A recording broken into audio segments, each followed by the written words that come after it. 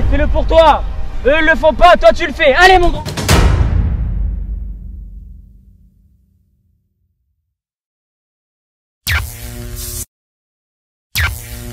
Durant les 45 premières minutes d'un match, un joueur va perdre beaucoup d'eau et beaucoup d'énergie. Et à la mi-temps, on doit absolument recharger les batteries de la meilleure des manières pour être performant durant les 45 minutes qui va suivre.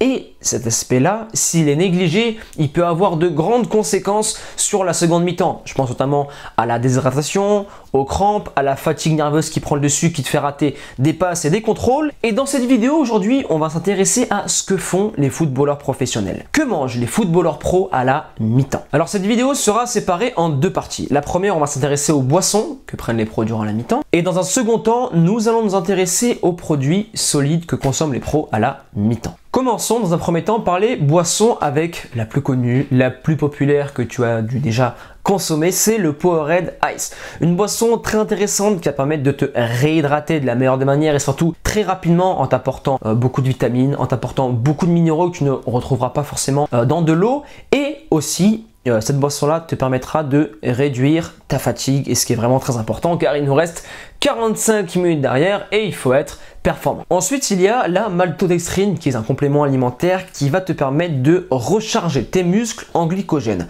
Alors pour toutes les personnes qui ne savent pas ce que c'est très simple. Tu as un muscle et dans celui-ci, il y a des réserves de glycogène, donc de glucose, qui sont rechargées en général la veille d'un match avec des féculents. C'est pour ça qu'en général, tes coachs ou tes grands frères, tes sœurs, etc. ou tes parents te disent il faut absolument qu'avant un match, tu manges des pâtes. Et oui, ils n'ont pas tort car ces sources de glycogène, c'est ton principal carburant pour être performant sur le terrain. Et il se vide durant les 45 premières minutes et à la mi-temps, on veut le recharger. Donc la malto, tu verras, c'est un complément alimentaire que tu retrouveras dans les grandes surfaces sur internet ou sinon dans les magasins de compléments alimentaires et sur la boîte, toutes les doses sont indiquées. Et après, bien sûr, si tu veux en savoir plus sur les compléments alimentaires qu'un footballeur doit prendre durant la mi-temps, avant ou après les matchs, tu as dans la description le e-book qui est offert et qui est totalement disponible. Ou sinon, pour les personnes qui veulent vraiment aller plus loin, avoir des repas type d'avant, pendant et d'après match, tu as à ta disposition aussi le programme La nutrition du footballeur qui est disponible dans la description. Ensuite, après la maltodextrine, on va avoir les BCAA qui sont des acides aminés. Encore une fois, c'est un complément alimentaire que tu peux prendre. Bon, là, je te l'ai mis dans les boissons parce que tu peux le prendre sous forme liquide avec des poudres, mais aussi en forme de gélules. Et ce complément alimentaire-là va te permettre de réduire la fatigue centrale, donc la fatigue nerveuse, retarder cette échéance que tu arrives en fin de match. Tu rates des passes, tu rates des contrôles, tu rates des occasions que tu ne raterais pas en début de match. Donc ce complément alimentaire-là va grandement t'aider dans ce domaine-là et il va aussi retarder la dégradation musculaire et aussi la fatigue musculaire. Et ça, en fin de match,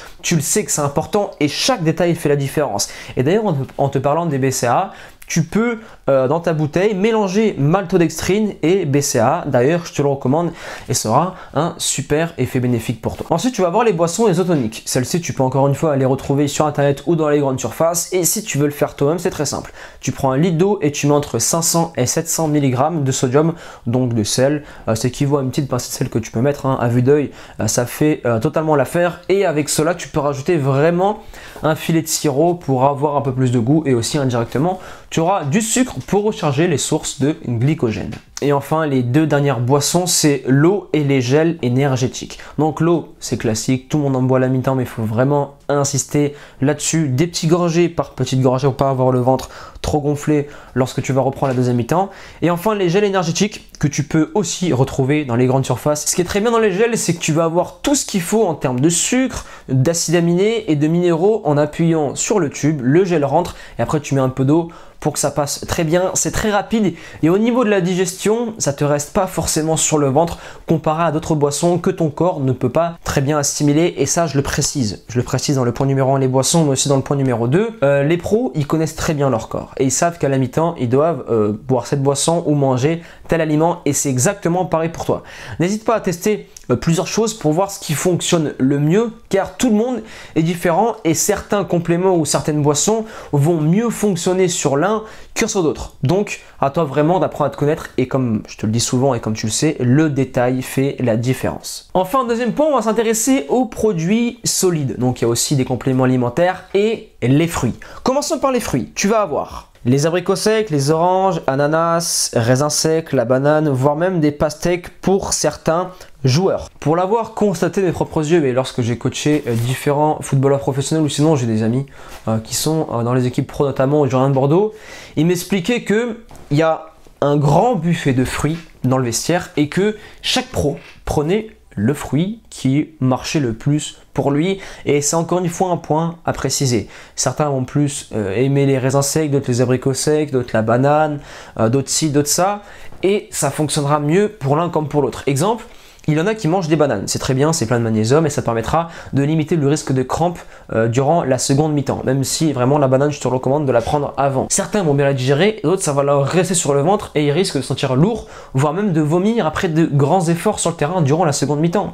Donc à vous de savoir quel fruit fonctionne le mieux pour vous, et encore une fois, n'hésitez pas à tester et voir vos ressentis sur le terrain. Enfin, après les fruits, il va y avoir les produits dits solides, ou du moins ce que tu peux pas consommer avec de l'eau. Donc tu vas avoir les petites pastilles sucrées que tu mets sur la langue. Donc ça, encore une fois, tu peux retrouver dans les grandes surfaces ou sinon sur internet. Et d'ailleurs, les pastilles sucrées, beaucoup de pros, d'ailleurs la plupart le font en complément de leur boisson et d'un fruit. Ensuite, tu vas avoir les barres énergétiques. Ça, c'est pour les joueurs qui sont pas trop boissons, qui préfèrent avoir leur barre énergétique ou sinon leur gel. Tout dépend de chacun, des goûts et si vraiment tu as faim ou pas à la mi-temps. Certains n'ont pas du tout faim, ils veulent juste avoir quelque chose à boire. Et enfin, pour conclure, certains vont consommer des amandes, des noix de cajou ou carrément des yaourts. C'est encore une fois selon chacun. D'autres ont vraiment très faim à la mi-temps et ont besoin d'avoir des grosses recharges, ou d'autres ont besoin d'avoir des recharges un peu moins conséquent. On arrive maintenant à la fin de cette vidéo et comme tu peux le constater, la mi-temps c'est vraiment un moment très important. Tu es un peu comme une Formule 1 lors d'un Grand Prix qui s'arrête au stand, qui change les roues, les deux roues avant-arrière, parfois qui font certains réglages, et après tu repars pour être encore plus performant durant les tours de piste qui va te rester. Et un footballeur c'est exactement la même chose. Si à la mi-temps tu ne consommes pas d'eau ou d'aliments solides, un des deux, ça va être vraiment très compliqué pour la seconde mi-temps et tu vas te mettre des bâtons dans les roues et tu vas être beaucoup plus exposé aux blessures musculaires, aux crampes et tout ce qui s'ensuit. Et donc tu seras contre-performant. Pour conclure et terminer cette vidéo, dis-moi dans les commentaires si ce type de contenu t'a plu, et à partir des 2000 likes sur cette vidéo, je ferai la prochaine qui s'intitulera que mangent les pros avant les matchs, et enfin on fera une série de vidéos beaucoup sur ce que consomment les pros, comment ils s'entraînent et ainsi tout l'univers qui est un peu je dirais discret, on n'a pas trop d'informations et j'essaierai de t'en apporter le plus possible dans les vidéos à venir. Donc encore une fois je te le répète, objectif 2000 likes pour passer à la prochaine étape, et à présent je te laisse là. Persévérance et motivation et on avance ensemble.